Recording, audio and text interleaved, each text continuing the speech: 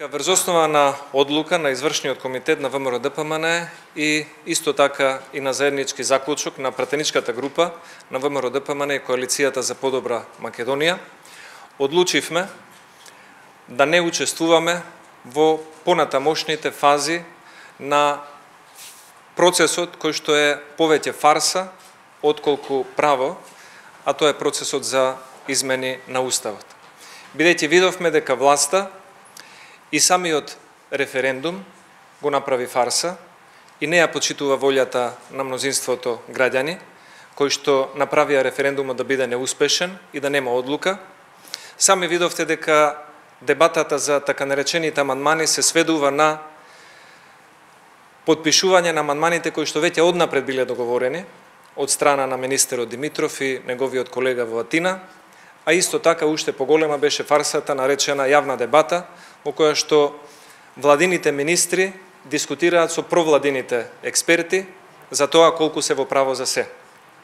Сметаме дека за едно вакво сензитивно решение, како што е Уставот на Република Македонија, посебно кога истиот, ваков каков што е во согласно со волјата на народот, изразена на референдум, ние како пратеници, избрани од народот, не чувствуваме потреба да даваме легитимитет на оваа фарса наречена измени на Уставот на Република Македонија.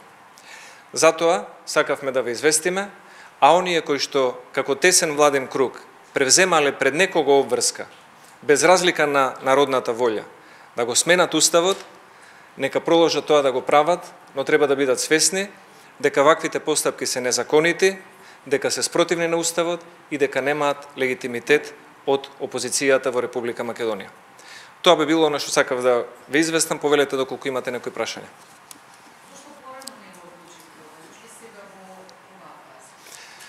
Сакавме со учеството во претходната фаза да се обидеме да ја разобличиме целата оваа фарса која што денес ја гледаме. Ниедна дискусија на наш колега пратеник, ниедна дискусија на јавноста или на медиумите и укажување дека процесот на уставни измени е спротивен на народната волја, изразена на референдум, не беше земена во предвид. Уште помалку беа земени во предвид таквите укажувања за време на јавните дебати во кои што власта дебатираше со власта. И затоа цениме дека овој процес не го заслужува легитимитетот ниту од пратениците, а согласно волјата на народот кој што ги избрал пратениците.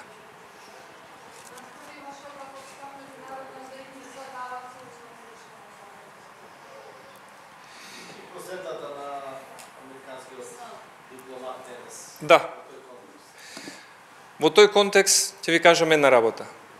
Нема представник на меѓународната заедница кој што не би сакал решение за одреден проблем.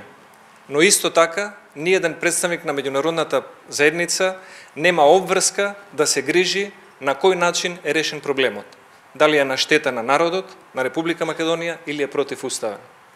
Ќе ве потсетам, имаше еден британски министер за Европа во 2004 година, кој што тука пред собранието на Република Македонија доаѓаше за време на референдумот за територијалната поделба и ни ги вртеше сказалките на часовникот наназад, укажувајќи дека ако помине тој референдум и не се случи територијалната поделба, дека Македонија нема да има европска перспектива, односно ако не помине референдумот и се случи територијалната поделба, дека Македонија многу брзо ќе стане членка на ЕУ.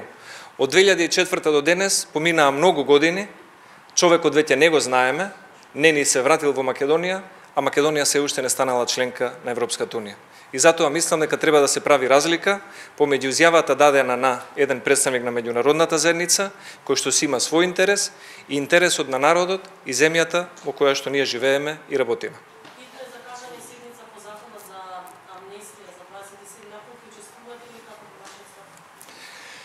Ставот на ВМРО-ДПМН по однос на Законот за селективна амнестија е непроменет.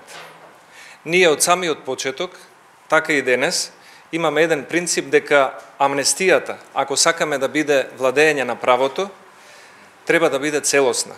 Амнестијата се дава за настан, не се дава за група на учесници во тој настан. Во Европа и во светот нема ниту еден пример на донесен закон за селективна амнестија. Бидејќи селективната амнестија значи селективна правда, а селективната правда е превод на неправда. И затоа сметаме дека вака понудениот закон не нуди еднакво владење на правото за сите оние на кои што се однесува. И не создава услови за здраво помирување, туку создава услови за произволно толкување на законот, кое што може да се користи во уцените за нечие гласање по однос на уставните измени. Затоа ВМРО ДПМН ќе учествува на работата на ова тело и ќе се обидеме со наш амандман да го подобриме текстот и наместо селективна неправда да одиме на целосна правда. Јас лично не се согласувам во многу работи со професорот Каледжиев од Правниот факултет, но во една работа се согласувам по однос на овој предлог закон.